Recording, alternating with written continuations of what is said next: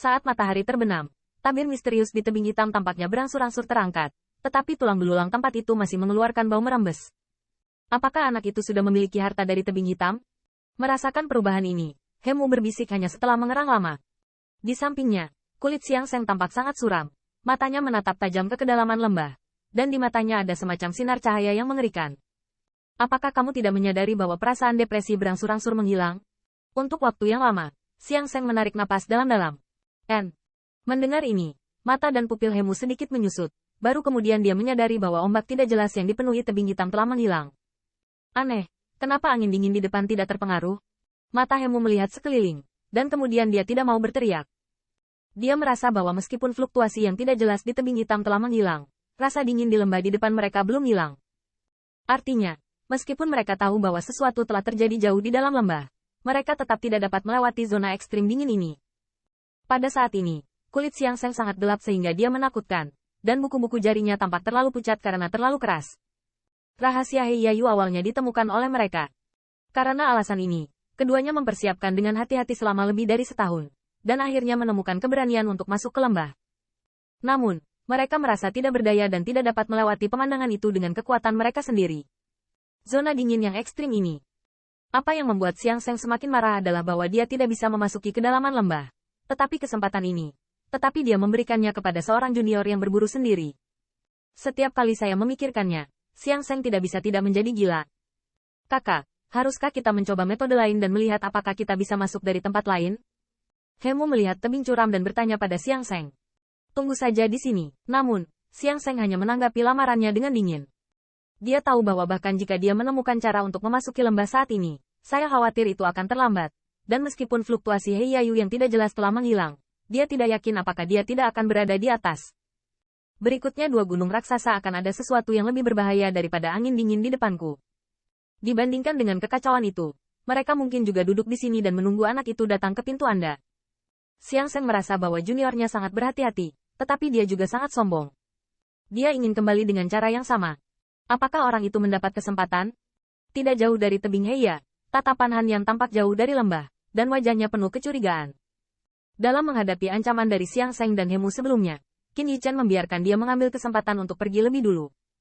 Meskipun ini sedikit tidak memuaskan di hati Han Yan, dia juga tahu bahwa dia tidak dapat membantu, jadi dia hanya bisa menurut.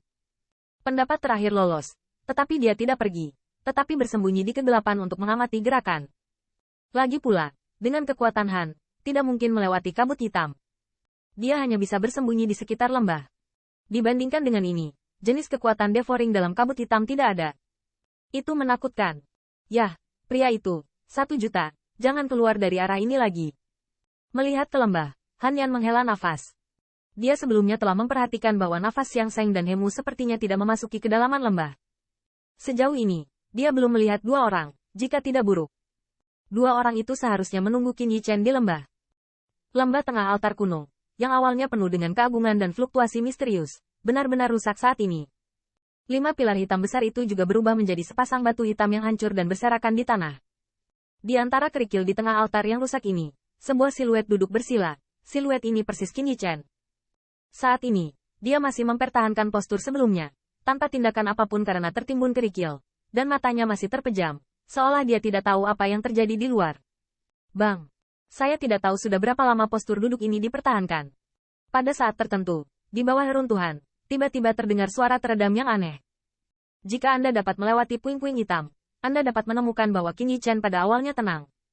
Kulitnya tiba-tiba menjadi sedikit ungu. Dan dengan perubahan warna kulitnya, kengerian dirinya mulai melemah. Setelah melahap kekuatan garis darah yang menakutkan di dalam kerangka Raja Dingin Ekstrim, wilayah Qin Yichen diangkat ke pusat kekuatan teratas alam surga. Namun, saat ini, dia sepertinya sengaja menekan sang jenderal. Nafasnya yang kuat melemah dengan cepat. Tetapi dalam waktu kurang dari 1/4 jam, atmosfer asli yang sangat menakjubkan melemah langsung dari tingkat pembangkit tenaga listrik teratas alam surga ke puncak alam bumi. Setelah kembali ke Earth Realm Peak, Qin Yichen sepertinya ingin terus menekan. Tetapi dia menemukan bahwa tidak peduli seberapa keras dia menekan, dia tidak bisa lagi menahan napas. Qin Yichen memahami bahwa seseorang harus selangkah demi selangkah di sepanjang jalan dan menerobos dengan bantuan kekuatan eksternal. Lagi pula, itu hanya cara yang tidak ortodoks. Meskipun dia baru saja bisa menjadi pembangkit tenaga listrik teratas alam surga jika dia mau, dan menikmati kekuatan luar biasa itu, Tetapi Qin Yichen bahkan lebih jelas. Ini hanya akan membuat fondasi Anda tidak stabil, dan menimbulkan bahaya tersembunyi untuk jalan kultivasi di masa depan. Oleh karena itu, setelah menyempurnakan kekuatan garis darah, dia tidak terburu-buru keluar dari level tersebut, tetapi menahan godaan yang dibawa oleh kekuatan yang kuat. Setelah banyak kondensasi dan kompresi, dia dengan paksa menekan kembali ranah itu. Namun, energi kekuatan garis darah yang baru saja ditelan Qin Yichen agak terlalu mengerikan. Setelah menekan alam kembali ke Realm Peak, dia tidak bisa melakukannya lebih rendah lagi.